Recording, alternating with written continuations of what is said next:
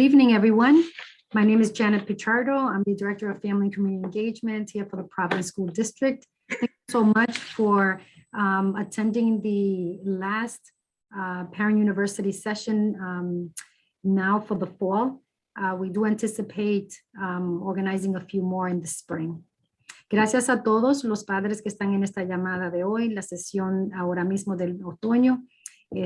Para de nuevo la Universidad para Padres. Mi nombre es Janet Pichardo, la directora de Asuntos Familiares aquí en el distrito. Gracias por estar con nosotros. So what we're going to do, we have a special guest today. We have Dr. Richard Booth, who will present to you on the topic that we have today, which is trauma. What does it mean and who can help my family?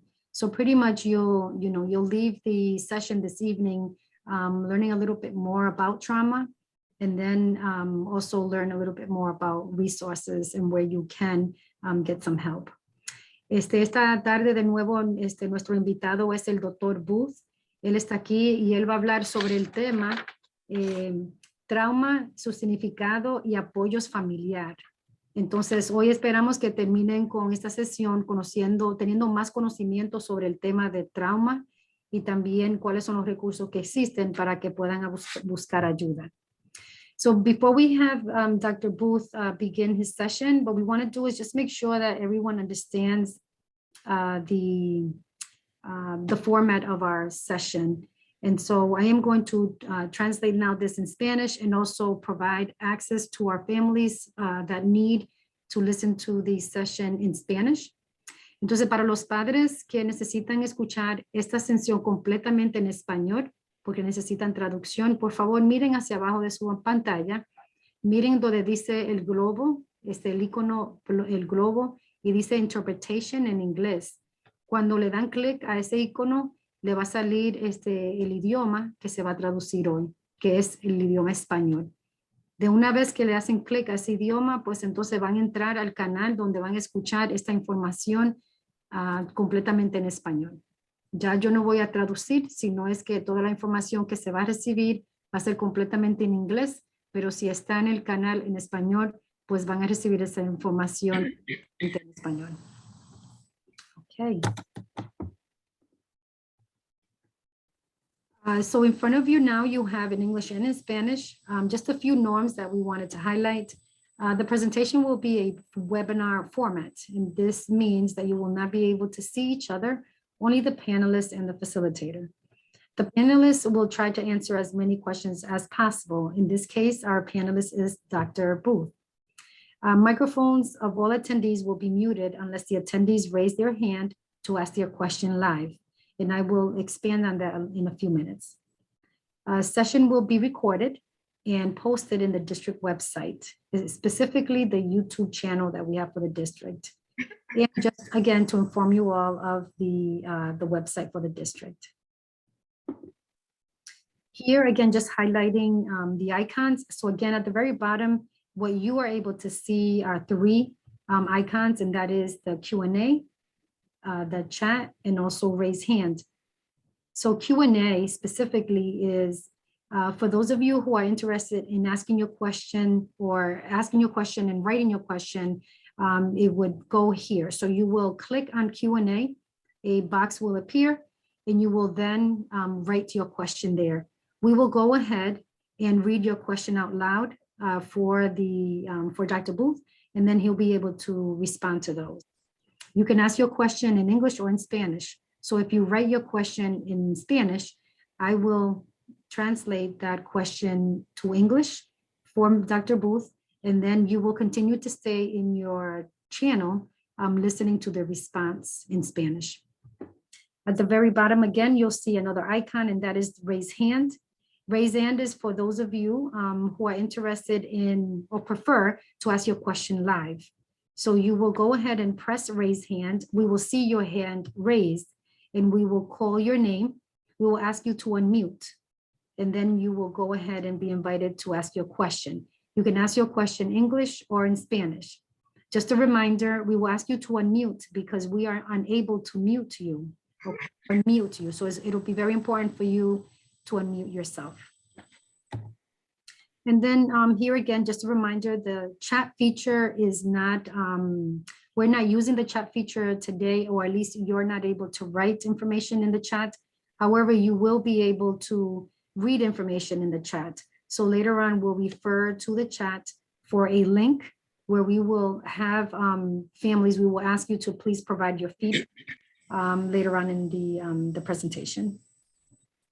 And then finally, we have 3 items here that we plan to give away at the very end. I know that one of them, again, is these 3 items that you see pictures of. That is exactly what we will have to provide you as giveaways. As soon as Dr. Booth gracefully exits our session, we will then continue with requesting your feedback, plus we'll do these giveaways. Okay, and so I will stop sharing now and have turn this over to Dr. Booth. Okay, Dr. Booth, thank you. Thank you as well. You know, I think that this is one of the situations where, as members of communities, there's been for a very long time a lack of knowledge of what we're really going through. I think that I'm lucky and fortunate where I was able to learn psychology. So psychology is the study of human thoughts, feelings, and behaviors. And for me, it was very important to learn this knowledge and then bring it back to my community. So for me, I'm a licensed mental health counselor. I'm a clinician that's in private practice in at Brown University. But at the core of it all, I'm a Jamaican immigrant who grew up in inner city Boston during the late 80s, early 90s, where crime was skyrocketing. There was a lot of violence. And I was told to my face I'd be dead or in jail by 25. I remember how hard it was growing up and the families that I knew. And as I grew older, I started really as a clinician working and giving back into the community because there was a wide range of information that I had never known until I started studying psychology. I hadn't fully understood just how much damage had been done to us, our communities, and how some of the reactions that we're going through were actually predictable and normal. And now when you add a pandemic onto what we're going through, to communities that already been marginalized, that already been beset by violence. So when we add a pandemic, it compounds everything. So I really wanted to do this training to let people know what's going on with them. A lot of times when things are psychological, people use words like strength. They weren't strong enough, or I wish I was stronger. They use words like if you want it bad enough, as if it's a matter of will, or it's a matter of maybe they could shame you into it, or your desire. And what I want to start off with to let everyone know is it's not a matter of will. It's not a matter of desire. It's not a matter of strength. This is brain chemistry. This is neurobiological function. So whether it's us as parents and what we're going through, or our family members or our kids, we're impacted by it. And I want to start off with a big thank you. I wholeheartedly believe that parenting is one of the hardest jobs ever. And I want to do my part in giving parents some more knowledge and skills for helping themselves and their children. I want to thank you because these last 2 years living through a pandemic has been some of the hardest times humans have ever experienced. And we won't know the full impact of it until decades down the road. So now, as I start my trainings, I usually start off with 3 assumptions. And the first assumption is that you all care. I assume benevolence. I assume people care and want to see the best. I assume that when mistakes are made, it's not a matter of desire, but a matter of knowledge. So I'm here to help bridge the gap in terms of knowledge for people who care. My second assumption is that there are many roles. And even though we may have specific roles that have been given to us, our roles stretch far and wide. So again, my role is to bridge a gap of information in terms of what's going on with the mind and how trauma, hardship, pain, stress, and anxiety impacts our minds and our bodies and actually causes some very predictable behaviors that we're seeing. And the third is that you're all intellectual stalwarts. I believe everyone here is an intellectual who's going to be able to understand the concepts that I'm discussing, but also be able to apply it to your children, your communities, and everyone around you, specifically based off your experiences and your needs. So again, I'd like to thank everyone. So what I tend to do in my trainings, I like opportunities for people to talk. I'm research oriented. I want, as we go along, people to interject and say things, ask questions. So when we're starting thinking about trauma, I wanted to start off with a common definition so that we are all on the same page. So what is trauma? Well, when we think of trauma, there's a lot of thoughts that come to our mind. And within these thoughts, people think trauma has to be the most dire situations ever. So I want us to do is start looking at how the everyday traumas impact us. So experiences that overwhelm your capacity to cope. Trauma results from an event, series of events, or a set of circumstances that's experienced by an individual or group as physically or emotionally harmful or threatening, and has long-lasting adverse effects on our functioning, physical, social, emotional, and spiritual well-being. What that says is when people are exposed to trauma, it causes massive damage to their bodies, to their minds, and sometimes we're not even aware of the trauma that's happening to us. Sometimes we see it and we assume that it's something that everyone else goes under. Again, I'm an inner city kid. I grew up in Jamaica and Boston. And I remembered working at a clinic, and the psychiatrist and I, we had went to the corner store. This is the middle of inner city Boston. We go to the corner store to get pizza. And while we're in the corner store, we hear pop, pop, pop, pop. Everyone in the store gets down. He is not from that area. He's looking around and he doesn't know what's going on. So I grab him and pull him down. I go, shots. So we hear a car screeching. Everyone in the store pops back up. We go to the counter, get our food. People start eating again. And I start making my way back to the clinic. I'm holding the door open and I realize he's not behind me. He's still on the ground. So I said, Dr. Cam, come, it's time for us to go. And he's shaking. And he's like, no. And I said, it's okay. He's like, how do you know? And I said, listen, do you hear any screaming or crying? And he was like, I was like, no one got hit. I was like, you heard bullets, then a car. I was like, drive by. I was like, you may or may not hear police, but it's time for us to go. So I walk over, help him up, and we walk back to the clinic. During the meeting we were going, and yes, I want to tell everybody, therapist meetings are exactly what you think. So our meeting was, so how was your weekend? And everyone's talking about their weekend. I'm talking about my weekend and how good it was. And he interrupted. He said, no, Booth just saved my life. And I was like, no, I didn't. And he was like, yes, he saved my life. There were shots and he pulled me down. And I remember up to like a month later, he was still thanking me for saving his life. And I felt uncomfortable because to me, I hadn't. And I used to think he was strange until one day I sat, and I realized it wasn't him that was strange. It was me. I had been so accustomed and so used to these things that I didn't even have a reaction to it anymore. So when we're thinking about these things that impact us, understand that trauma is gonna be experienced, but it might not be experienced by everyone the same. And it will impact you, but sometimes it impacts in a way that we're not even conscious of. So there are 4 types of main trauma. There's acute trauma. Acute trauma is a single traumatic event, something that happens once that we think is bad. Can anyone here give me an example of an acute trauma, something that happens once?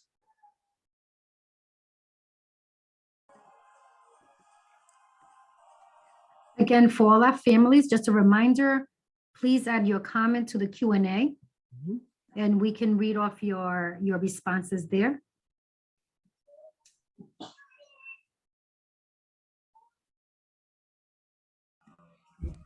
I'd also like to remind families if they wanted to ask their question live, just raise your hand and I'll go ahead and unmute you. Or allow you to speak and interact with Dr. Booth for the sake of the question. Well, I'll do that. This is a warm up. People might be nervous, all right? So we'll go with the cute, a single traumatic event. So that might be a car accident. So you're driving, boom, your car gets hit. Now you're traumatized. The next type is chronic trauma. Chronic trauma is ongoing trauma. It's repeated exposures to traumatic events. So it's things that traumatize that happen more than once. Can anyone give me an example of something that's considered chronic? We had Quali Jordan with their hand up. I can allow Quali Oh, to. yes.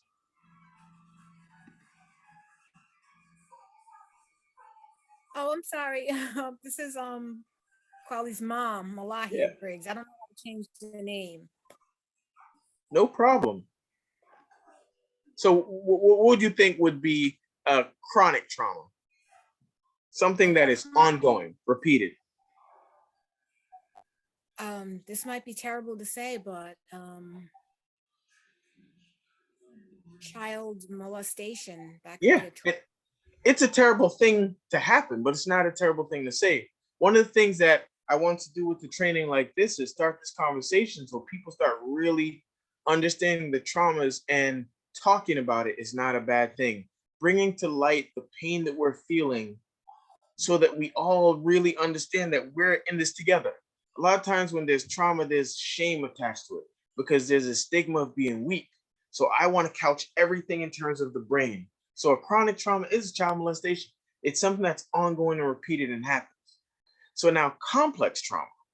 This is the type of trauma where there's many chronic traumas. And most of the time it's interpersonal. So when you think of child molestation, when you think of child abuse, when you think of neglect, all these things are types of traumas that people experience. The fourth one is historical trauma.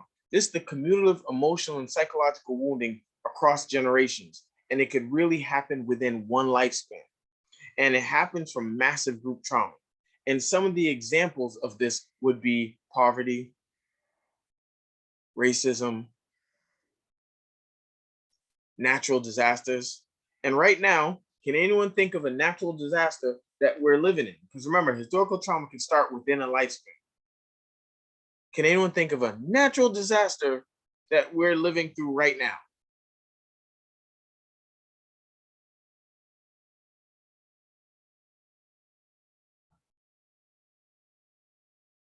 Go for it. COVID. Yes, COVID. So what happens is when we experience trauma, our brain, specifically the amygdala and the hippocampus, they write the trauma into your DNA.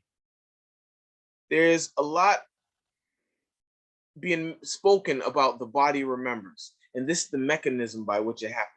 Your amygdala and your hippocampus writes it into your DNA, and this genetic information is now passed on to descendants, but it's also in your body so that if anything ever comes close to that type of a trauma again, you'll react quicker, faster, stronger. And at times, if we're in the trauma for so long, moments which aren't even similar can cause trauma reactivity to us. When people think of the word triggers, so for instance, as a trauma reactivity, masks can be very traumatic to people.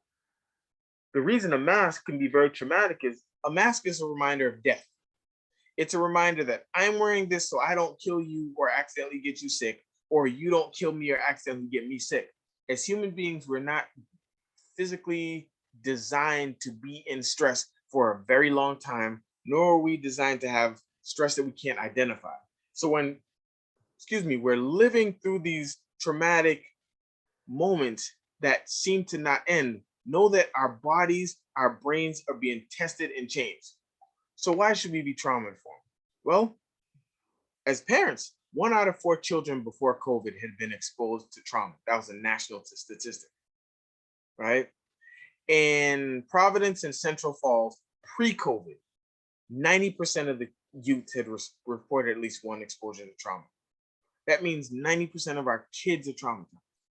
And the average exposure was 7.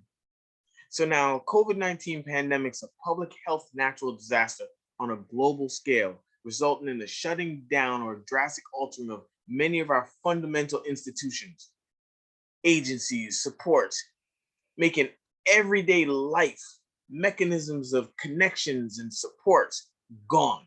And it made it a life and death situation. And we are not designed to have trauma and life or death situations with no supports. This has been a time that, as human beings, it's unprecedented in terms of duration and scope and the levels of trauma and pain that we're experiencing. So what we did was they gave the children these screeners. So these screeners were questions for assessing trauma. And if you answer yes to any of these questions, then you've had a trauma exposure. So what it is when we wanted to have data to show the experiences of our community members. So some of the questions that if you have and you've answered yes to one of these, then you've been exposed to trauma. Have you been in a serious accident where you could have been badly hurt or killed? Have you seen a serious accident where someone could have been hurt or killed?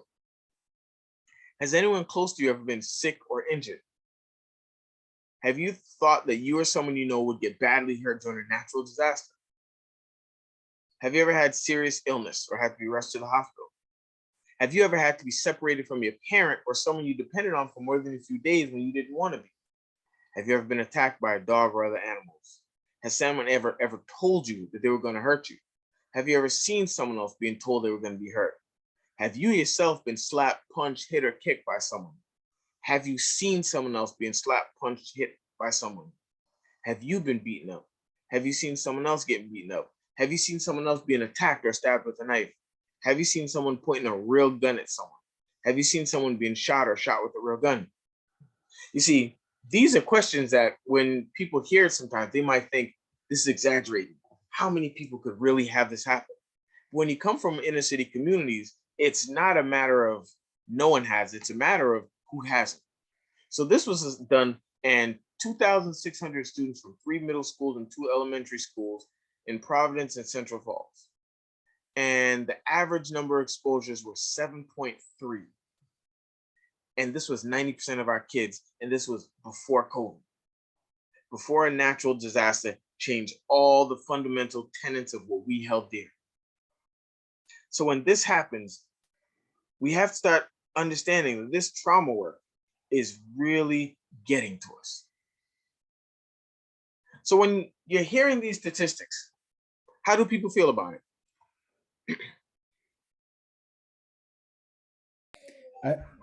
I'm gonna unmute the parent or guardian of Kwali, who had her hand raised. Mm-hmm.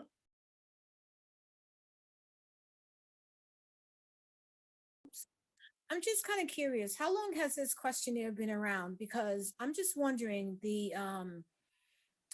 how effective is this type of questionnaire to find out if our child has been exposed to trauma or not? Because I do have, as you know, a 13-year-old son, Mm-hmm. and he doesn't like to talk about Right. anything really. So I'm kind of curious to how effective is this type of questionnaire and So- how long has it been around for? This has been around for a while. And questionnaires like this have been around for a while. And they've shown to be very effective at getting to what's really happened without having emotions or judgment placed on it. So the example where I grew up and I'd heard gunshots, I've been in places that have been shot up, I've seen a lot of these things. I did not know that it was trauma. I thought it was just life. So when Dr. Cam responded a certain way, I was kind of like, why is he exaggerating? It's not that bad. We didn't get hit. So when you've lived in a certain situation, you get desensitized to the level of trauma. So what brings your attention to it is when people who haven't been exposed. So by having a questionnaire which is objective, it's just a matter of yes or no. It's binary. Did you have this happen or not? So by the definition of trauma, where it's events that overwhelm your ability to cope, where you're physically, emotionally harmed or potentially harmed. These questions, to some of them may not seem like earth-shattering, but if you've been in a car accident, and for people who've been in a car accident on this, the next time you got in a car and someone had to press the brakes down real hard, think about what you did. I remember specifically a friend of mine who was in a car accident, And it was a horrible car accident where her car spun out on the highway and it literally turned the wrong way. And she was facing traffic. And she said she just closed her eyes and started to pray because she knew she was going to die. And cars are zipping by and they miraculously all go around her. And then she's able to drive to the side. She's in my car driving. I'm a careful driver. I drive slow. And I just took a turn and she did one of these. And I said, it's okay. And she's like, I know, but my body just reacted. And that's the thing. We consciously can tell ourselves that something wasn't that bad. But our body will write the trauma into our DNA and we will respond anyway. So when you think of this, have you seen people being beaten up? That's traumatic. When you randomly see people being hurt, it has to make you feel as if you might potentially be able to be hurt too. Seeing someone stabbed with a knife, having someone close to you being sick. So imagine now COVID when people had family members who were dying, or every time you got sick, the fears of what might happen. So these questionnaires have been around for a very long time. And what they do is they give us some objective data on people and their experiences without the actual interpretation of the merit of the trauma. So when we're looking at this, we're seeing that a lot of people are having people close to them being sick, people close dying. Have you seen someone else being beaten up? Fight culture, separation, loss. And when you add natural disasters from COVID, you start to realize that there's a lot of pain and hardships going on. So I'd love to have people talk about this just for briefly. Like, how do you expect people to respond to trauma? And what do you think natural responses of going through these traumas would be? And would you be able to notice if yourself or someone else like your child has been reacting to the traumas that they're experiencing in their everyday lives?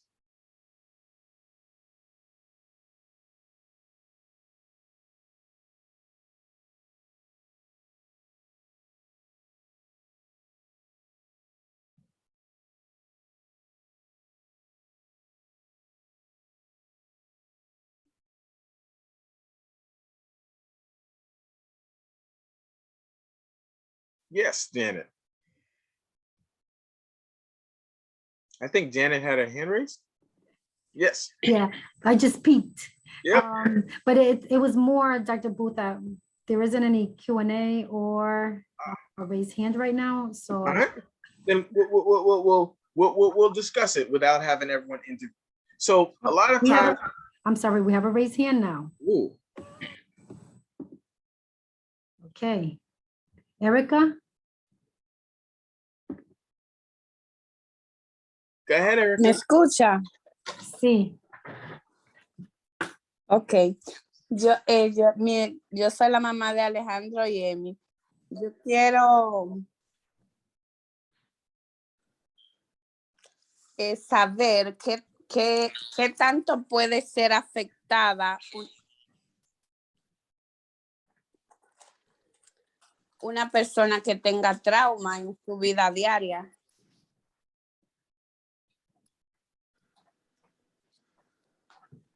So mom is asking, ¿esta es tu pregunta? Erika? Que una persona que tenga trauma, ¿qué tanto se puede ver afectada en la vida diaria? Okay. Okay, gracias. Yo le hago la pregunta. Dr. Booth, mom is asking, how much can a person be affected by trauma on a daily basis? In daily basis, how can it impact a person? Well, trauma Yes. impacts us to the core. Trauma is a brain function that impacts every system in your body. It causes so much dysregulation, but the problem is when you go through trauma for a very long time, you stop noticing that the things that we're doing are harmful and dysfunctional, because in the environment we might find ourselves in, it might actually be protected. So when we're under stress, the amygdala, it activates the stress response and we go into fight, flight, or freeze. We're either going to fight, we're going to run, or we're going to stand still. So the prefrontal cortex has a conversation with the amygdala, And what it does is it tries to check if the stress is still there. And then if they agree that the stress is gone, they start releasing chemicals to make you calm down. And then the hippocampus remembers what happened and it writes it into your DNA so that anything that relates to it can actually make you re-traumatized or reactive to it. So what that means is that our bodies are reacting to everything around us every day based off the trauma. So how does trauma impact emotion? Difficulty self-regulating. I remember where even now, so I'm inner city kid, inner city raised, I've seen a lot. I haven't lived in the inner city in probably, I'd say 15 years. I live a very safe, peaceful life. And I remembered my wife and I went to a restaurant. And personally, I used to love Five Guys burgers. So I said to my wife, I said, you know what? I'm comfortable. The world is safe. I'm going to sit with my back to the door. So I sat with my back to the door. And what happened is there's a glass window where you could see people walking by, and then they walk behind you, and then they enter the building and you hear a ding, which is the bell of someone coming into Five Guys burgers. Every time I saw someone walking past the window, I'm watching them. The bell rings, I turn around. It got so bad after, this has only been 2 minutes. My wife leaned over, she said, Rich, you need to stop. You're making people nervous. And I said, I can't stop because I'm nervous. Here it is where I've lived a very safe life now, but the traumas I've seen have made it such that I can't sit with my back to a door.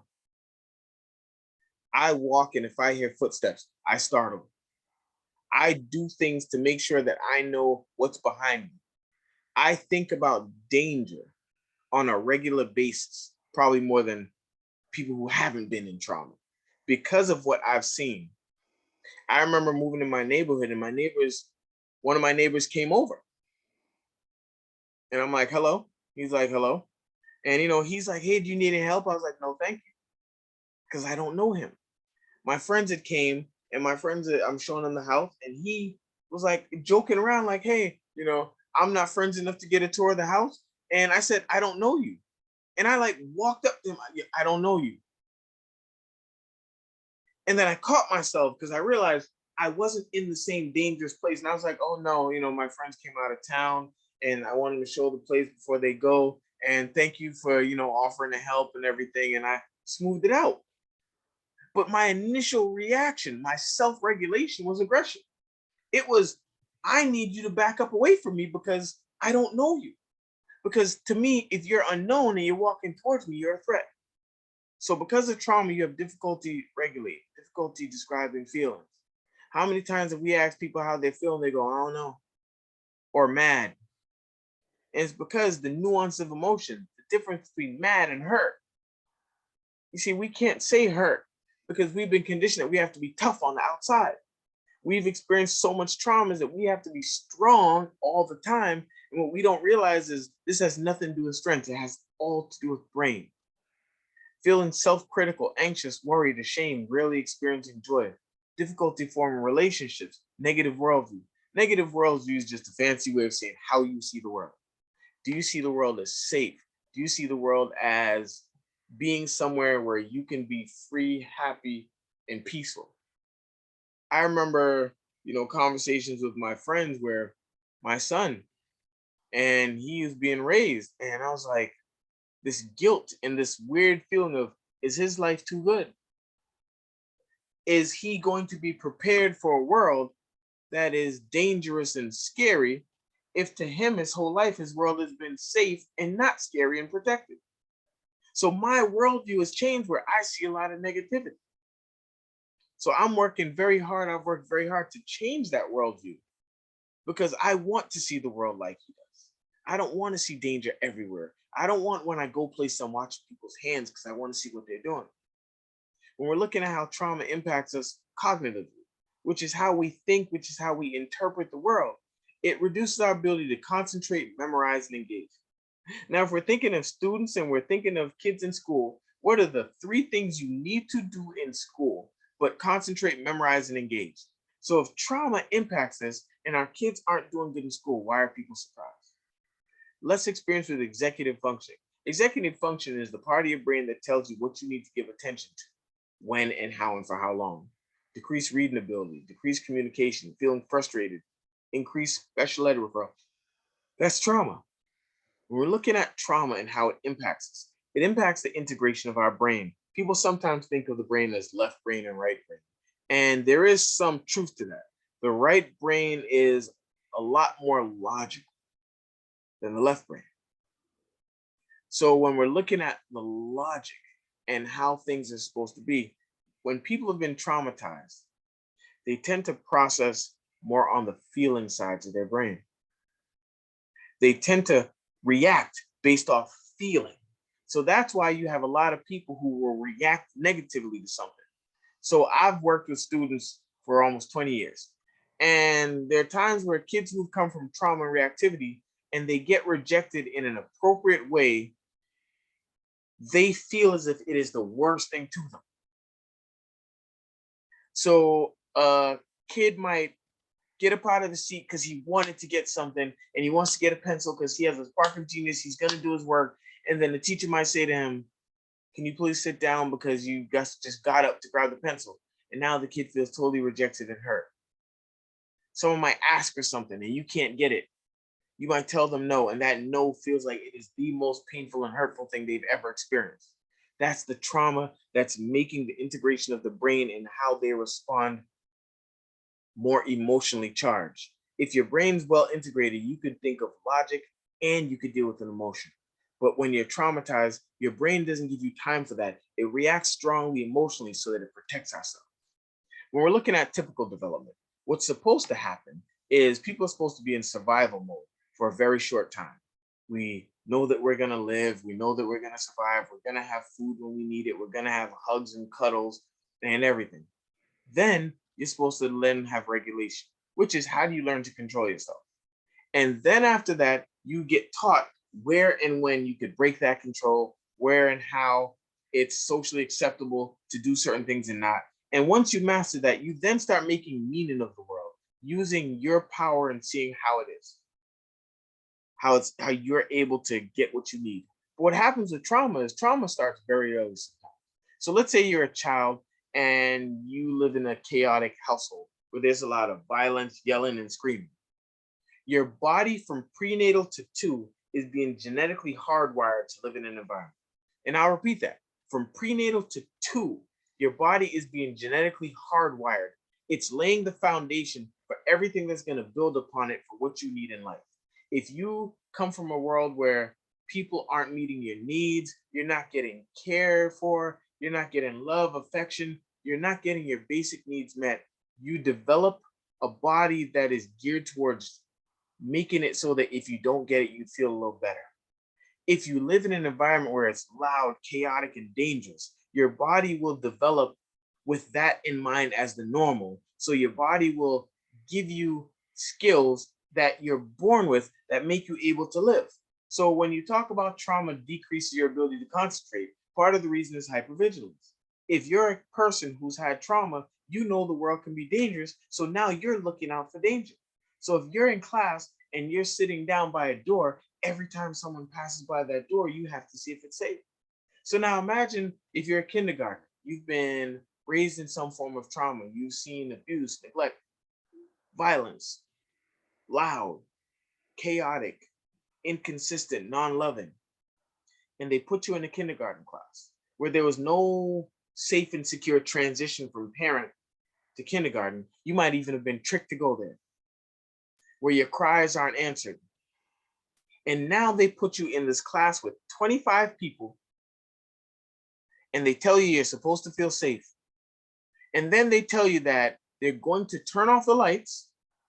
So you're going to be in the dark with these 25 people where you've already seen that people who are supposed to love and care for you have been inconsistent, damaging, dangerous, loud, aggressive. And they put a little film piece of board in front of you and say, you're going to sleep on that. And that's the only thing separating you from them.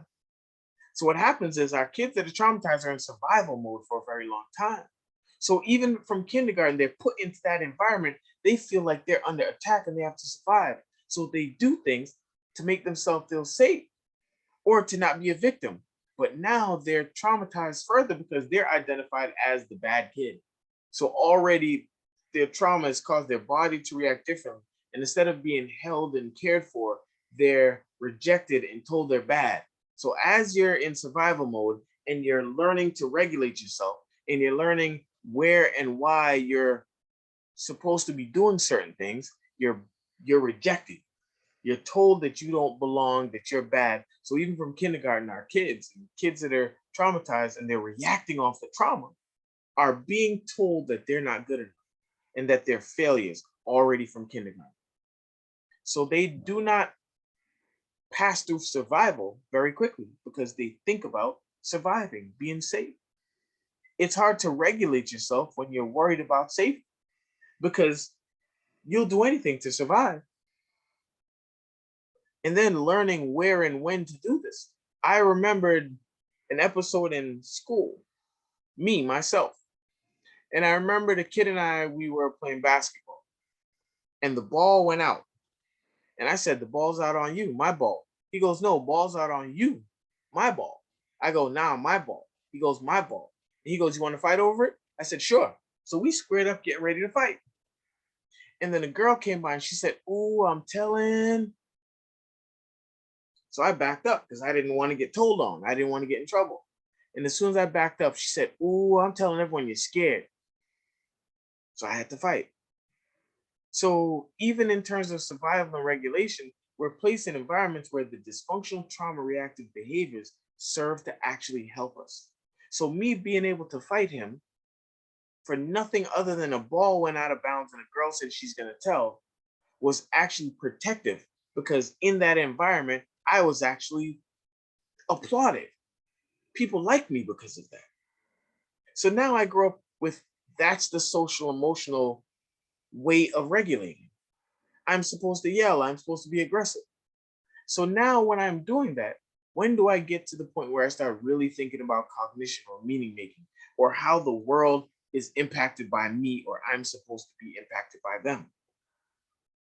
So a lot of these behaviors are trauma related. So we're looking at the symptoms that these kids have reported from their trauma.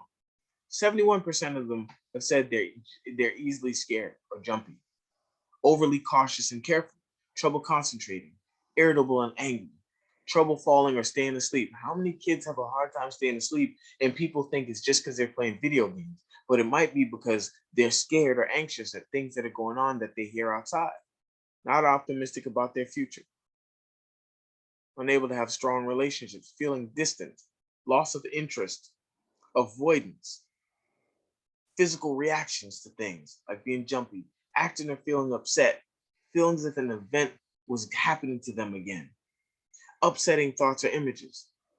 So these behaviors change how you see the world. I was consulting with a school and there was a program for kids that were really behavioral problems. And we were showing them a video of conflict resolution. And it was about a kid who had made a science project and another kid was shot an imaginary basketball hoop and had knocked his science project over by accident, and how they talked about it and were able to reconcile and really understand each other. So during the time, the kids were having a hard time focusing, but we got them to see it. Another group of kids came and they wanted to see the video. So they were like, can we watch it again? And I said, nope. They're like, why not? I was like, if it took y'all this long to get through it, it's going to take them long as well. So why don't we give them a synopsis? They're like, what's a synopsis? So I explained. I said, a synopsis is just when you review or give them a rundown or tell them what happened. And the strangest thing happened. One kid got up there and he said, yeah, right? This is a story. It's about a kid. He all worked hard and did a science project. And another kid who was a hater walks in and was like, I don't like him. I'm going to knock his science project over. He's not going to do nothing. So I said, can we just run that back a second? And they're like, what? I was like, time out. I was like, time out. Is that what you saw? He was like, yeah. And I said, did anyone else see it like that? All the kids raised their hand. And I said, we have to rewatch the video now. And I want you to show me where that happened. Because I don't remember that being said anywhere in the video, because it wasn't. I played the video, and as soon as I played it, the kid walks into the science project, and then the other kid walks into the door and he goes, pause right there. That's where it happened. And I said, he just looked in the room. And the kids were like, nah, he's saying to himself, I don't like that kid, and I'm gonna knock his science project over, and he's gonna do nothing because he thinks he's soft. And you watch the video, and the kid tries to shoot the thing in the hoop, it misses, and it falls over. And they asked the kid whose science project fell over what happened. He was like, yeah, I don't think that kid liked me. I think he did it on purpose. When they asked the kid what happened, the kid was like, I just really was just trying to throw the basketball in the hoop, and I missed, and it knocked it over. And I tried saying sorry, but he was so mad he didn't hear. So what's happening is when trauma impacts you, it changes how you see the world. It changes how you're responding to things that's going on, and you're more emotionally reactive. So things that are happening in the moment, you're not fully seeing, and you're responding to something else. This is happening sometimes to us, and this is happening to our children. So as people go on, we have to start understanding that this was going on before COVID. What has happened now during COVID, when the supports that we had, when the narratives that we were told about the world, we were told the world was orderly, the world was caring, that if you worked hard, you could achieve, and that you're going to be safe. And here it is, we have a pandemic going on where people are losing their jobs, people are losing their lives. We're literally doing this can cause someone to die. So how do we rearrange what we define as trauma and how we see ourselves and our place in the world and what we can actually do? When we're looking at trauma and we're thinking of fight, flight, or freeze, how would that appear in the classroom, and how would that appear behaviorally? Well, when we're hyper aroused, where we're in fight mode, a student may appear inattentive, not able to follow directions, argumentative, aggressive, behavioral outbursts, rapid speech. That might be our children. Fight, flight, or freeze is also based off of cognition and the body. Cognition is, again, another word for meaning making. How you make meaning of a situation can change how you feel. How you interpret a situation can change how you feel. So if I interpret it that you can't hurt me, I'm going to fight. If we're in school and I have my hoodie on, and to me, I had a bad haircut, and I have my hoodie on, and the teachers try to make me take off my hoodie. They can't physically do that, so I'm going to fight.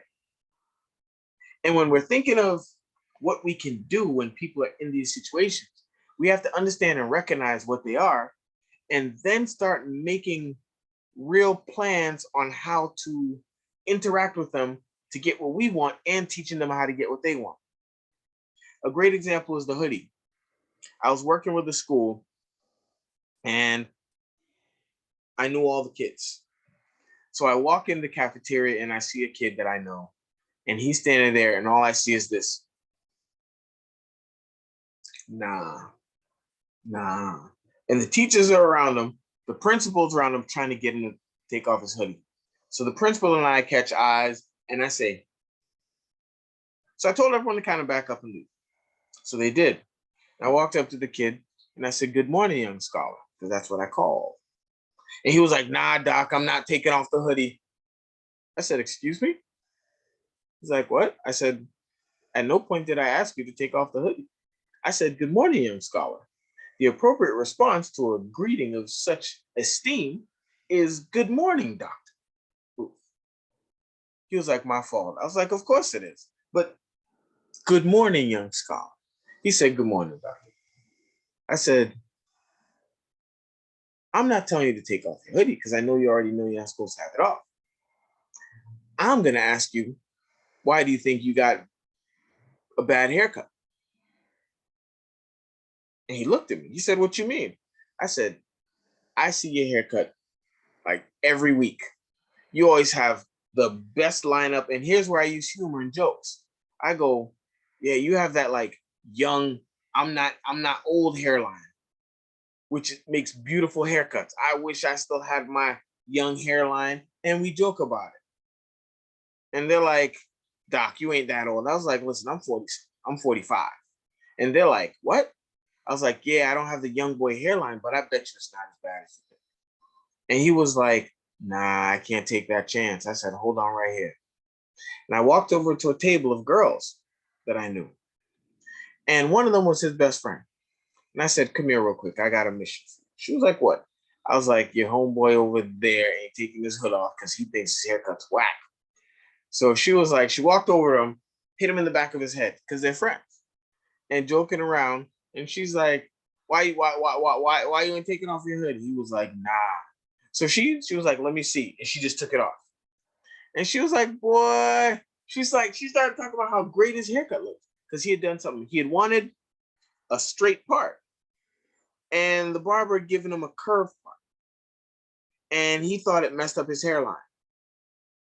And she started praising him and telling him how great it looked and how she was tired of the straight part that he gets every week and that everyone's going to love it. And you should have seen him change to prideful. And then he went and sat down. You see, I realized that he was in a state of trauma arousal. He was in a fight mode. And it wasn't about the hoodie. It was about self-esteem. It was about how he felt about himself. And he felt less than because he didn't have this haircut. So sometimes when people are in this mode where they're fighting, we have to realize what they're fighting for. When we're dealing with people who have trauma, we have to also realize that yelling, screaming, being aggressive isn't going to work. It's actually going to make trauma reactivity stronger.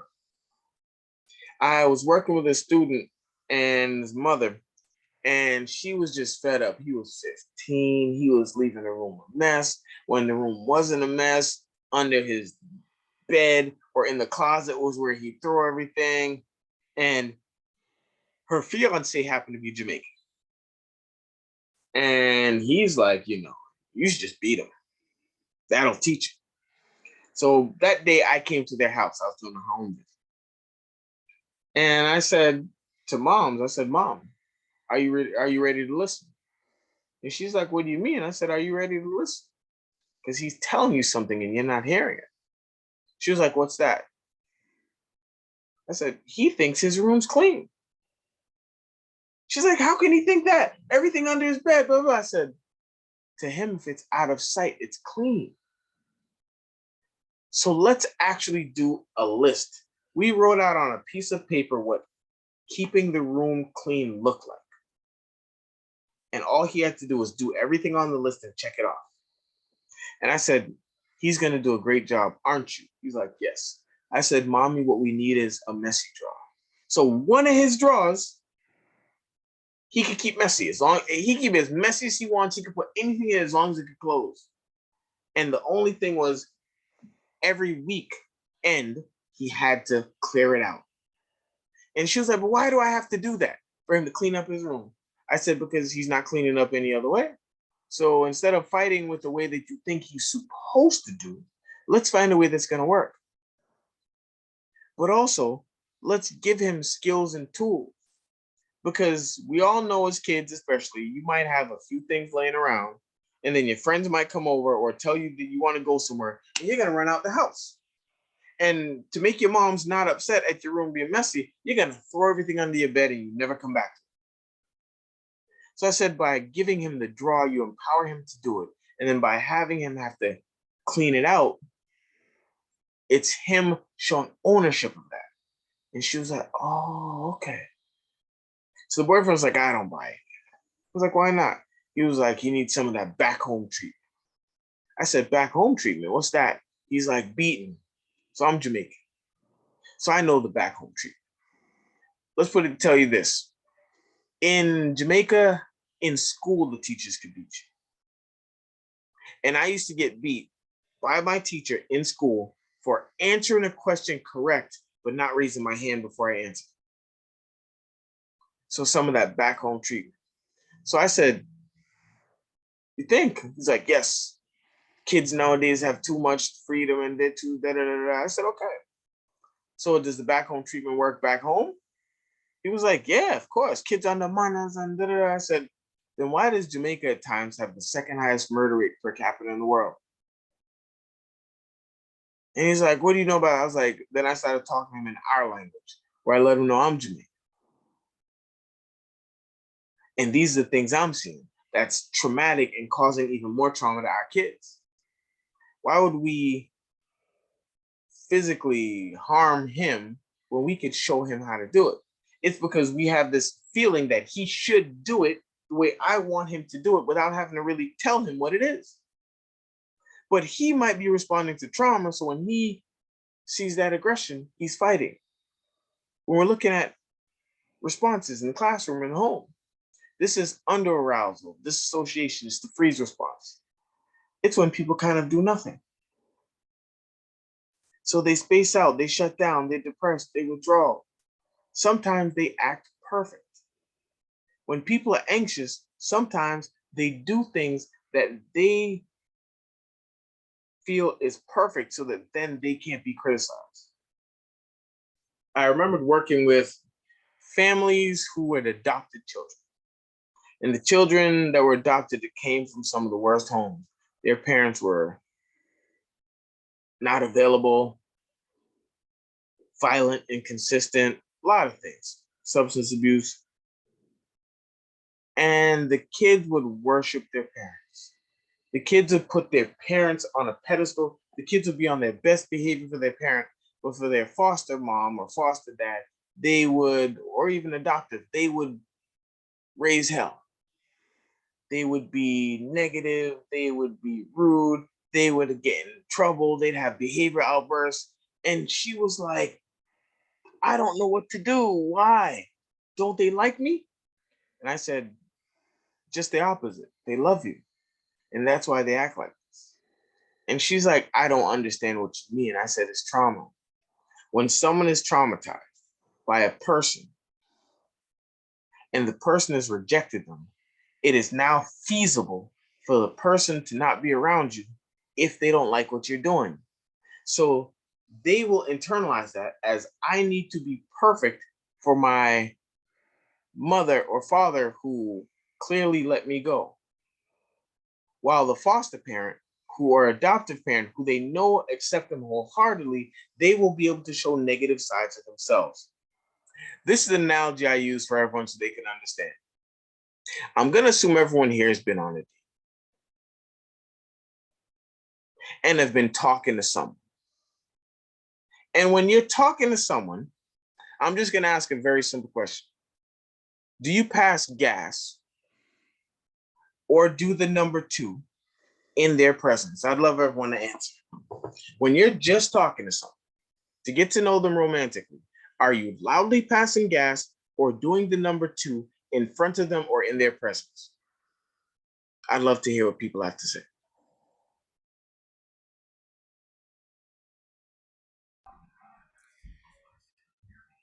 We have Erica with her hand up, but she had it before the question was asked, so I don't know. I'm gonna allow Stacy first. Yeah. In response to the question that you directly asked. Yeah.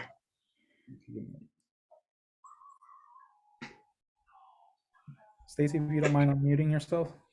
Yes, hello? Yep. What was the question again? I'm sorry. No, this is a very real question. When you're talking to someone romantic, right? Mm-hmm. Do you pass gas in front of them loudly or number 2 in their bathroom? Well, no. I mean, oh my God, that's crazy. No, definitely not. Why? Yes, because you'll be embarrassed. You'll be embarrassed because they don't know you and care for you enough to see that side of you. Yeah, right? like, nah, that's too much. Like, That's too much. Yeah, if you know him for a while now, you know what I mean? You'd be like, oh, excuse me. Yeah, But you know.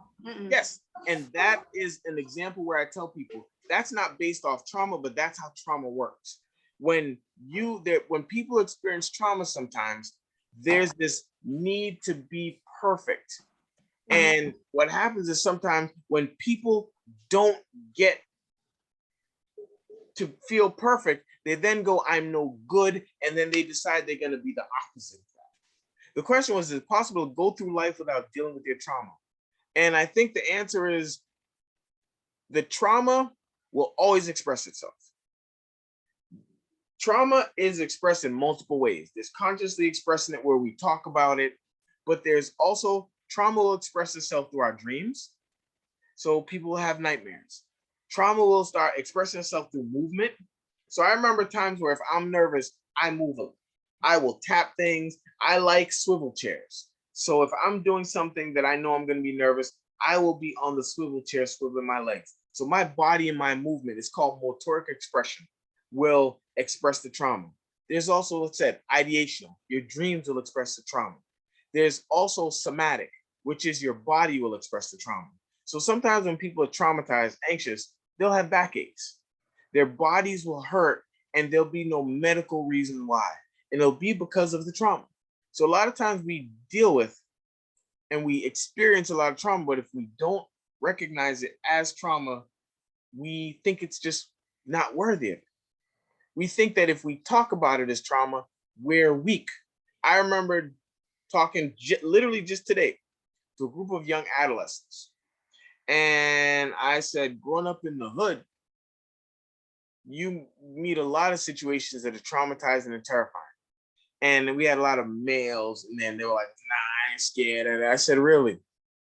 I was like, who in here have been around a place that's been shot up or heard shots? And all of us raised our hands. And I said, you're telling me that's not scary? To be in a place where you know that you're seconds away from death, and it's of no doing of your own. How do you feel safe? I was like, do you know anyone who's been beaten up, people who've been stabbed or carry knives? And of course, everyone raised their hand. I was like, do you know people who've been hurt over a look? And people were like, yeah, and the kids are talking about how on Facebook, people say posts and they get beat up and all these things. That's trauma. To us who are experiencing it, but also the people who are doing it are traumatized. There's another form of trauma called vicarious trauma.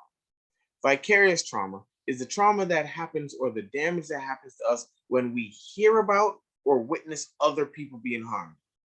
Now I'm going to say one word in here, and I want people's responses to see if they've heard of this place. World Star. I'll say it again. World Star. Has anyone ever heard that? And if you have, raise your hand and tell me what it's about.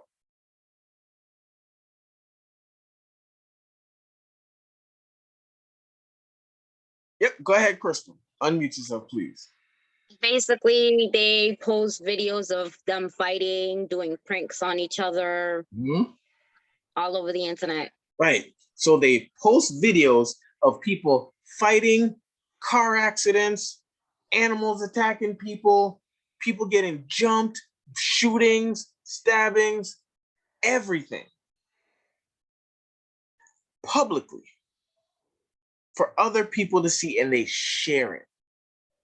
I worked at a behavioral school in Boston, and this school, when you walked into the school, there was a metal detector, and then there was a police officer to pat you down. So I remember coming to school one day, and one of my kids came in, and he was like, yeah, bro. He was like, Doc, this weekend was crazy. I was like, what happened? He was like, he had went to like an outdoor event. This was like probably 7 years ago. And he's like, you know, him and his friends were smoking weed. And a group of other dudes came, and one of his peoples were there, and he was smoking with that dude. Then another dude wanted to smoke with him, and he said, no disrespect, but I don't know you, so I don't do that. So the dude felt disrespected and said something slick. They got into a fight. My client beat him up, and they kept around. It was like a park event. So he stayed around, and they had fun. And he was like, while walking, someone walked up to him and was like, yo, I know you. He was like, what are you talking about? He was like, I saw you on YouTube. He's like, what are you talking about? I'm not on YouTube. And the dude pulled up the phone and said, here's a video of you fighting a half an hour ago. Yo, you kind of nice with your hands. And he was like, yo, send me that video. So literally, he's walking. And there's a video of him fighting where he was attacked first. So what happened is these videos are put out there. And when we talk about trauma impact worldview, how can you feel safe and secure when you're seeing so many images of people being hurt? But also you know that it's a realistic possibility for you. So when people are sometimes caught in this fight, flight, or freeze, there's many different reactions that can happen, but it's trauma related. We have to start knowing people's baseline. Hypervigilance, that's a huge reaction to trauma. When people are hypervigilant, they're afraid. And so they're aware of everything around them. They're watching their back constantly. They're waiting for something to happen. And it doesn't have to be physically when you're walking. It could be in relationships where people are afraid of something bad happening in the relationship. So they're watching for it, waiting for it. And anything that looks like it, they will react as if it was. You don't have to answer this, but how many people do you know something happens that's minor and they blow it up like it's more, and later when the explanation is given, they're like, oh, my fault. Oh, I'm sorry, I thought it was this. I didn't know it was just this. That's trauma related. So as we're going through, I want to give some time for people to really ask some questions. We have to start thinking about what can we do? Well, one of the things we can start doing is start understanding that this is a brain thing and not a matter of skill. We have to start understanding these behaviors can be expected, and we have to start creating spaces where we're supporting each other and acknowledging what's going on with each other. For kids, we have to understand, as parents, I'm going to tell you a secret. I've done research on this. Parental involvement is the most important thing to your child in terms of their education. Parental involvement has been shown to be more important than ethnicity, to be more important than poverty, to be more important than race. So you can be poor, you could be from a marginalized community, you could be from various ethnicities, you could be an immigrant. But if you're involved in your child's education, the trajectory for what they can become increases greatly. So we have to be involved. We have to start noticing our children when they're being good. Not just when they're being bad, but when they're being good. I had a client and it was a daughter and the son. And the daughter was a straight A student. The son was just as smart as her, but he got bad grades. When a report card came and he got bad grades, mom sat with him for 30 minutes, chewing him out, telling him he needs to stop getting these bad grades. He's such a smart kid. He could do better, and he's going to lose this. And I can't believe you still getting these bad grades. And why aren't you for 30 minutes? When her daughter who got honor roll came back, she said, good job, baby, and hugged her and kissed her and told her brother, like, see, you need to be like your sister, and went about her way. After a while, the sister's grades went down to a B. And mom spent a half an hour with the sister, telling her how smart and how special she is and how she needs to work just a little bit harder to make sure she gets those A's. You see, we have to pay attention to when people are doing well. Because if we only give them attention to when they're doing bad, it actually reinforces the behavior and it makes them more apt to do bad. We have to start teaching kids the language of what's going on, what's expected. I have a 6-year-old. No offense to anyone here who has children, but I have the greatest 6-year-old in the world. He is the most stubborn, high energy, can't sit still, wonderful little boy. And if you notice, I said he's high energy, can't sit still little boy. I know that's him. He hasn't had none of the traumas that I've had, but he's had the trauma of living in a pandemic. He's had the trauma of having to wear a mask everywhere. He's had the trauma of not being able to hug grandma or auntie because we don't know what's going on with anyone. He's had the trauma of having the school stop and my wife having to homeschool him, and him not being able to see his friends, can't go to the park. He's lived in that. So when he's acting certain ways, I do the opposite of what I've been taught. I'm not yelling, screaming. I'm asking him a question. I'm finding out what purpose was that for. And if needed, he earns his consequences calmly. So we have to learn behavioral management techniques. So how do we talk to our children? How do we give timeouts? How do we also understand that if this is trauma-based, what can we do to disarm? I remembered one of my students. He was a kid that wasn't well liked because if he felt disrespect, he would physically fight anyone. So they gave him to me, and they usually gave me the tough kids. And the first day I sat with him, I'm like, "What's good?" And he's like, "What's good?" He's like, "Yeah, I bet you read about me and all the stuff." I was like, "No, I haven't." He's like, "What?" I said, "I don't want to hear what you've done in the past. I don't want to hear what other people said about you. I want you to tell me about you. What do you think I need to know to help you?"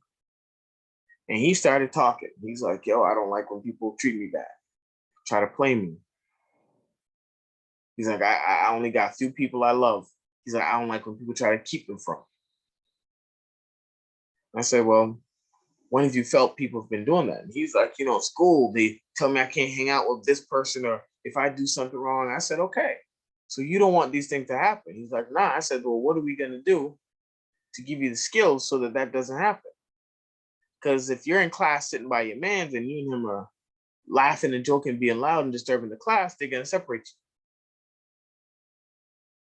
So I started from the point of not, I want to punish you, but can you explain to me what's going on? As we talk more, I find he's lived through a lot of trauma. So what do you do when you're experiencing all this?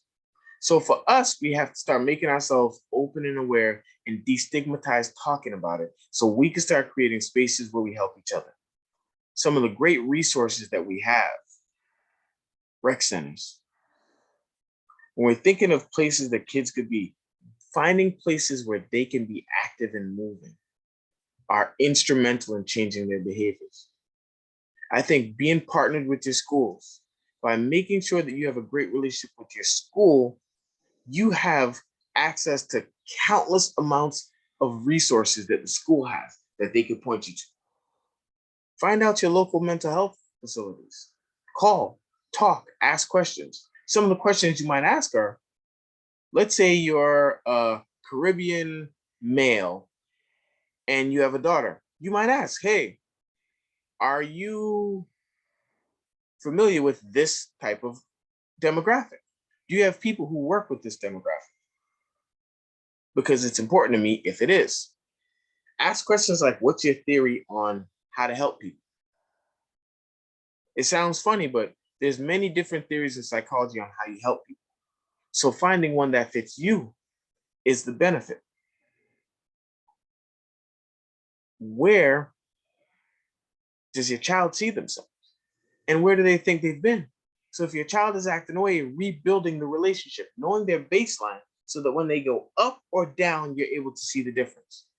I'm going to give everyone something to tip right now. Eat dinner with your child if you can. And just talk. Be around each other. Share time with each other. Because we have to start creating spaces where we change our language and our interactions, where we understand that these behaviors are trauma-based, that these are brain-based, and not just based off of skill or strength. So we have about a few minutes left. So I'd love to hear any questions people might have before they go on to their wonderful raffle. Yes, Pedro, I see the hand up.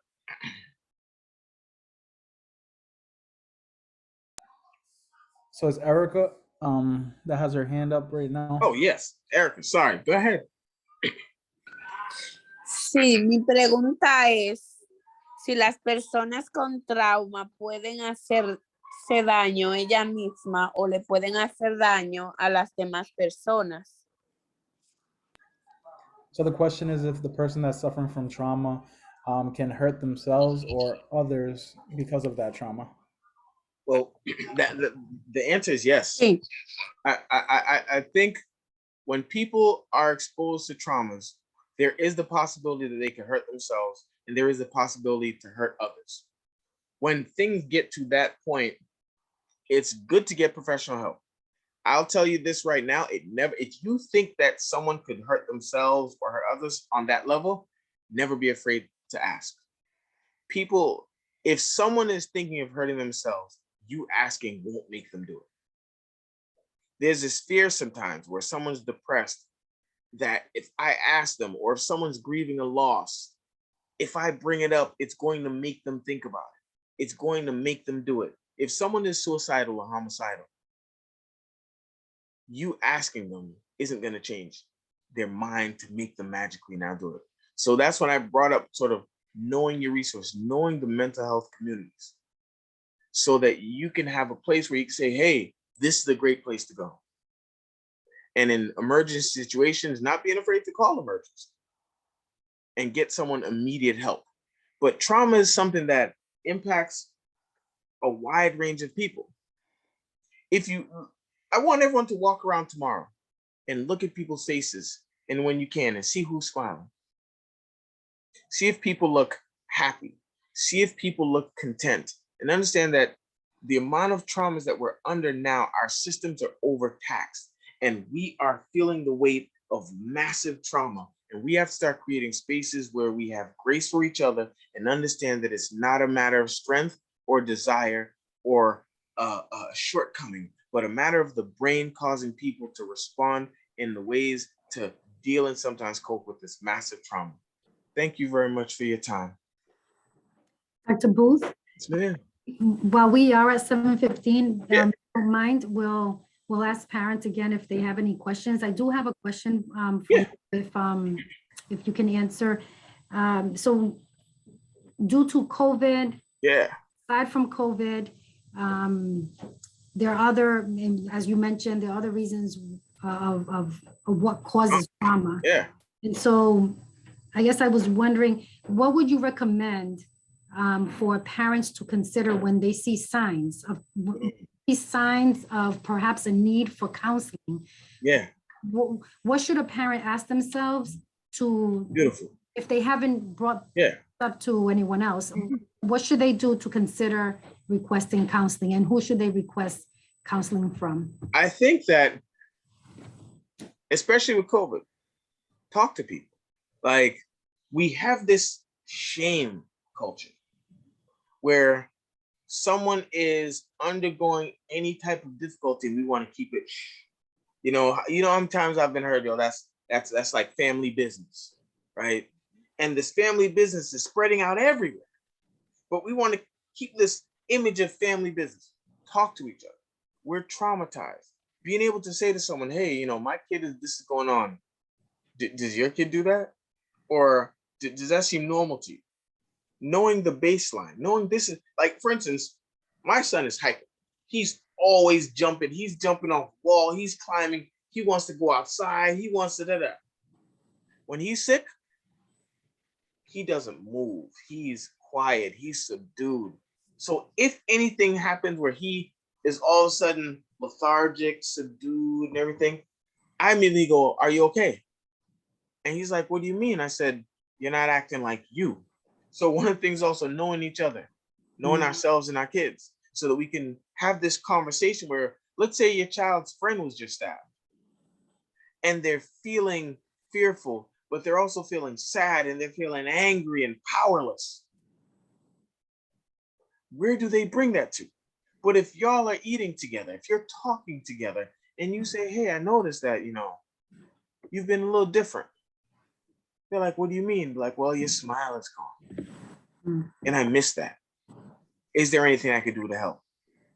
They may tell you, they may not, but now they know that you want help. Being in contact with the schools. I think schools and parents are such an incredible partnership, because parents see their kids a certain time, teachers see their kids for a long time, and teachers see your kid under distress. The stress that's placed on children in school because of social, because of the academic, all these things will cause behaviors to manifest. So if a school is like, hey, I noticed that your son is doing this, you might say to the school, hi, do you have any referrals for counseling? Or is there any counseling involved for the school? For instance, I know CYC, they do CBITS, which is a program where they're in schools, they do cognitive behavioral group therapy.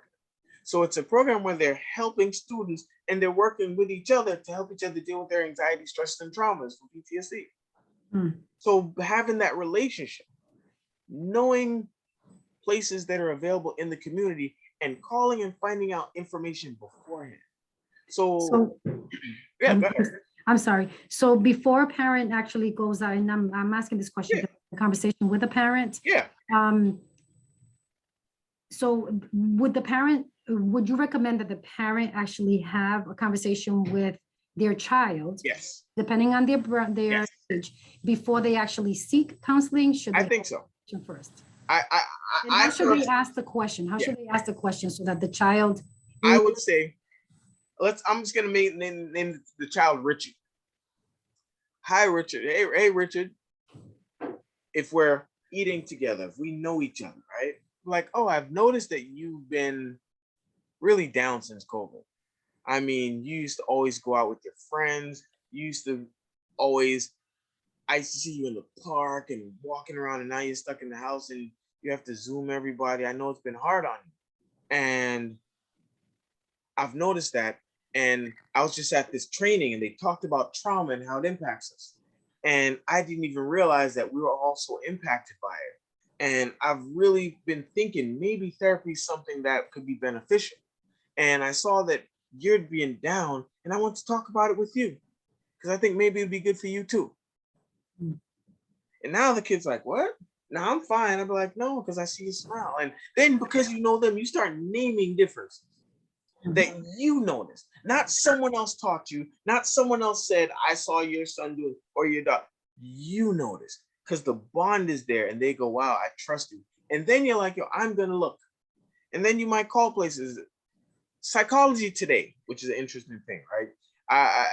When we're doing referrals at like colleges I work at, and I tell people psychology today. Before, if you wanted a therapist, you'd have to go to therapists that knew therapists, and you can go on psychology today, type in your insurance, type in the criteria for your therapist. So let's say you want someone that is Latino, female, that is really expert in working people with depression.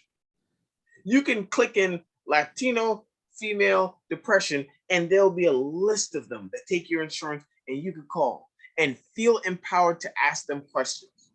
Again, question, do you have experience working with whatever you are?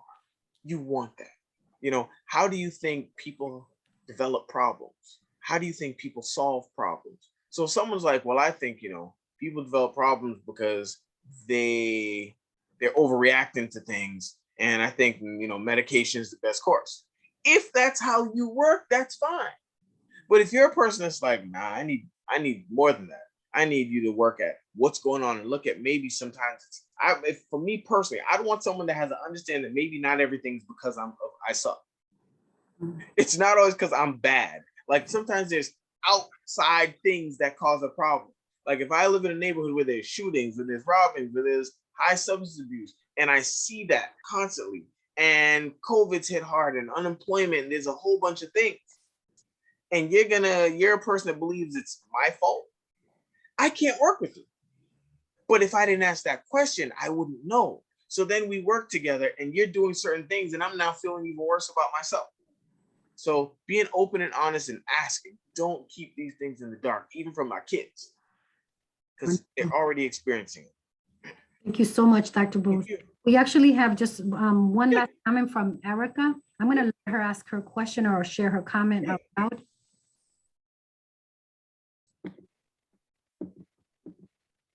Erica?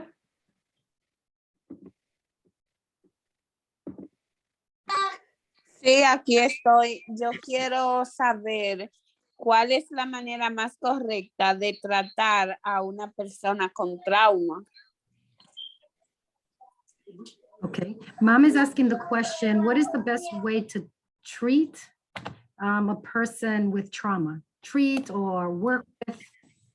It depends. There's different treatments. So for me, I think that building supports, building relationships, and therapy. But it's not one magic thing. Trauma is so pervasive that it's impacted every part of our lives, and we're going to have to collectively use every part of our lives to heal. We have to start building relationships at home, strengthening them. so that when someone comes home, they feel like that's a safe place where they can maybe vent, talk, and not feel judged, and teach skills. So how does someone, I'll tell everyone right now, here's a few things you could do to help. One, exercise.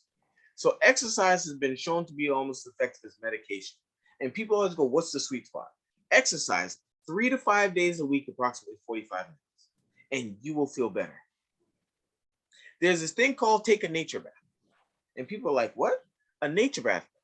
If you get into spaces surrounded by trees and nature, it will actually lower stress hormone chemicals in your body. So everyone, go outside for a little bit. Go to a park, go to some place where there's trees and bask in that, and drink chamomile tea. Chamomile tea has been shown to be highly effective in helping your mood. I don't know the research on mint tea. I don't know the research on Earl Grey. I don't know the research on black tea, but I do know on chamomile. Drink chamomile tea and take omega-3 fish oil, like their little capsules, fish oil. There've been studies where people who are depressed, and then they started eating a lot more fish, fatty fish. And after doing that a while, they all reported that their symptoms of depression decreased. It's hard sometimes to eat fish every day. So if you take these omega-3 fish capsules, you're doing the same thing. But also finding supports and being there for each other. And if you're like, therapy is not a bad thing. Finding a good therapist and outlets and activities for people to do things together. One of the things is human beings were genetically designed to be with other people. And this pandemic has literally taken us away from other people. So what we lost is much more than we realized. So we have to find ways of getting that back. Okay? Thank you so much, Dr. Thank you. We did have one last question. No doubt.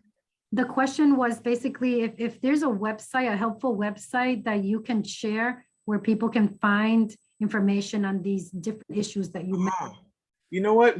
What I'll do is I'll find the information and I'll get it back to you. Okay. Because there's no like one magic website. Okay. There's a lot of websites, for instance, I'm a clinician and research oriented. So I'm looking at like the National Institute of Health, and I'm looking at research that pertains to this stuff.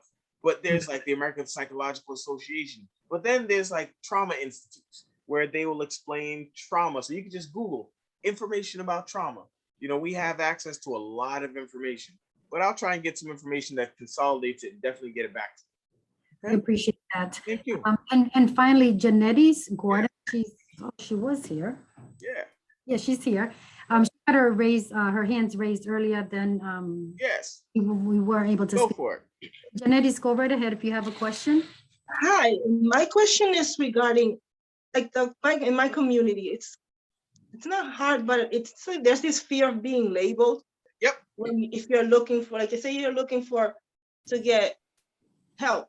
Yep. In order to get over trauma, there's Yeah. always some stigma that you're gonna be labeled as crazy, quote Yeah. unquote. Or like, how do we work around that? Because that's what we've been taught. Yeah. So that's why, like, teaching our kids basically. So Yeah. how do you work around that? We work around that with what reason why I did this training. We talk about it's a brain thing. When people, I remember, again, I'm in the city, and I remember where I'm in the barbershops back around the way, and back when I was in school. This was like probably when I was like 24, 25. So I'm in the barbershops in the hood, and we're all talking, everyone's talking about, what they're doing and me and go do stuff. I'm like, yeah, but they're like, man, you're gonna be a therapist to all them crazy people? I go, crazy. This is the brain thing. I was like, you're crazy if you do not address it. You're crazy if you can go through what we're living through and not have a problem. I don't believe it. And people are like, what you mean? I said, look around us. Look at all the things that happen. Look at what's happening right now outside that door as two dudes are tussling and fighting or something. I'm like, that's because of trauma. We have to get out of this mind state that it's weak. You see, when you come from marginalized communities, strength is the most important thing, because they could take everything else away from you, but they can't take away your strength. They can't take away your pride. They can't take away, I'm not a punk. And we've learned, oh my gosh, if you ask for help, it's kind of like being a punk, but it's not. It is a brain thing. It is amygdala, hippocampus, prefrontal cortex, hypothalamus. There's a lot of brain functions that go into regulating our mood, our attention, our concentration, and how we respond. So when people start realizing whether you say it or not, your brain and your body is going to respond. If y'all are in a city, I want you to try and sit with your back to a door in a restaurant and see how comfortable you feel. And if you can't, that's trauma, and it has nothing to do with you at all. I remember moving to my neighborhood and I see into my neighbors' houses and I'm like, I don't know how they do that. First thing I did was I brought some shades, put them up because you're not looking in my house because I don't know you. And pardon, like people get got and I wasn't going to get got. So I still in my head think people can get got. And my neighbors who didn't have this level of trauma, they don't. So it's not a matter of weakness or who's better. It's your body gets physiologically tuned into this trauma. And if we do not do something to teach our body to physiologically rewire neurons, it will always stay this way. So this is neurological rewiring. We're learning to teach our mind to think differently and our bodies to react differently. And it starts with the brain. So when people start talking about will, desire, and strength, let them know it is a brain thing, and you can't change that. I use this example with everyone. Everyone here has probably gone to the doctor and had the doctor take that mallet and hit your knee, and you kick your leg. You can't stop that if you tried. Here's something I want you to do. Everyone here, the next time you sneeze, I want you to keep your eyes open. And what you're gonna find out is it is impossible. When your body's designed to do something, you can't stop it. It's not a matter of will. You do not want to close your eyes when you sneeze while you're driving, but you will. When you're traumatized, it changes your body, it changes your mind. And we have to start knowing that, sharing that, supporting each other, and then getting the help. Thank you. Dr. Booth, thank you so much. Thank you. Your information has been, I'm sure, well received by our families. Yeah. Most importantly, that you've been able to deliver it in such a way that is understandable, relatable, okay? Thank you. And I'm sure that we could have made this webinar a lot longer, but we know that we can't. Yep. So we really appreciate your time, your expertise, Appreciate yours. your passion, and for caring for families, for children, just in general, just for being in the career that you're in. So thank you so much for your partnership, for joining us. And you know, we can't be too far. We're going to have parent universities in the spring, so we'll be reaching out again. Definitely. Thank you. Thank you so much. Okay. Have a good evening. Happy holidays. You too. Okay, families, please do not leave. We actually have some of our giveaways that we want to make sure we don't keep. So we do have 3 giveaways that we announced earlier. But first of all, I do want to thank you all for attending our Parent University this evening. If you look at your chat right now, there is a link, which is a feedback form. If you've come to any of our sessions in the past, you know that at the very end, we are very much interested in hearing about what you thought of the workshop this evening. And one of the questions that we do ask is also if you can provide any other topics that you would be interested in learning more about. So we try to shape our Parent University sessions based on our parents' request, your interest. So please make sure that you do not leave the session this evening without completing that feedback form. Again, it's on the chat right now. If you go to the chat, just go ahead and just click on the link. There's probably like 6 or 7 questions, very simple, quick to answer. We actually will give you about 4 minutes or so to answer the feedback form. And then everyone who responds to the feedback form, please don't forget to hit submit at the very end. That will register all your responses. And that'll help us again to shape our future sessions. And so we're just waiting right now just to give you time to complete the questions. And so we're going to have a little timer here. And just want to make sure that we give ourselves enough time. so once you hear the ringer, you'll know that it's time. And again, if you complete the questionnaire, what we're going to do is actually take all your names and put them in a wheel. And that wheel is going to go around, and the wheel has everyone's name who completed the feedback form. And so that will allow you to participate in the giveaway, which is a raffle. So we'll go ahead and put your name. It'll go around and around. You'll see the name that appears, the winners. And so we are asking our winners to make sure that you come and claim your prize by no later than Wednesday. We are hopeful that you will see that these prizes are, prizes that you will be able to enjoy now, even offer it as a gift for someone else. So it's on the screen right now. I'm not sure why this blue stuff is coming out, but I think Jonathan is trying to fix that. But you'll see there's a wicker tray. There's a painting at the very bottom. And on the top, it's like a jar. So this is like a ceramic bowl, and you can use it for different things. And so it's a beautiful item. You know how sometimes you can see things on a screen, but they don't really appear as nice as they are once you have them in front of you. So these are the 3 items that we're raffling off, and we're going to raffle off the first one will be the ceramic bowl. Janet, just to let you know, there's about 2 minutes left on the timer. I didn't put the timer on the screen, but I did run it on my phone, so I've been keeping track that way. Okay, very good. Okay. And so, so again, these items were donations from Bob's Furniture Store. And so we are very grateful for the donations. And of course, we know that you will find them very helpful and beautiful in your home. And so just a reminder to everyone, the Christmas or the holiday break right now will begin this week. So students will not be returning to school as of Thursday and Friday. So we just want to make sure that you are aware that we all return back to school on January 3rd, which is a Monday. And so we are very hopeful that everyone here on the call and all our families in general enjoy a holiday break.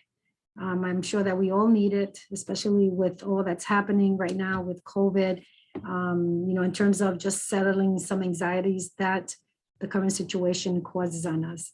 And so we just want to make sure that everyone stays safe, that students, enjoy the break, the relaxation amongst families, as Dr. Booth was recommending, take some time, eat dinner together or just be together and talk with each other. Because again, as we strengthen our relationships internally in our homes, that also helps in a lot of ways in terms of our participation in school.